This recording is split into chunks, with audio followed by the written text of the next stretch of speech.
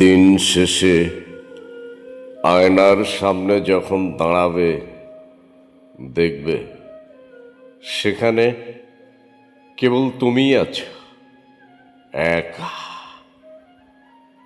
দীর্ঘ পথ চলায় ছায়ার মতো যারা পাশে ছিল, আলো নিভাতেই তারা নিঃশব্দে মিলিয়ে গেল। পৃথিবীটা আসলে এক সূক্ষ্ম হিসেবের খাতা, যেখানে তোমার অস্তিত্বের ভাগীদার কেউ নয়। কিন্তু যখন প্রতিকূলতা তোমাকে আষ্টে পৃষ্ঠে জড়িয়ে ধরবে, ব্যর্থতার গ্লানিতে সবাই যখন মুখ ফিরিয়ে নেবে, তখন দেখবে অন্ধকার চিরে এক জোড়া শক্ত হাত। সেই হাতে স্বার্থের পিচ্ছিলতা নেই, নেই কোনো শর্ত।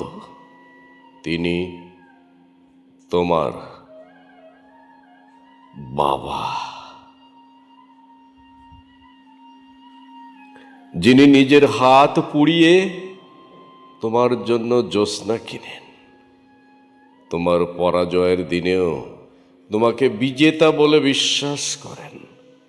সবাই তোমাকে চিনে তোমার সাফল্যে, আর তিনি তোমাকে চিনেন তোমার ক্লান্তিতে।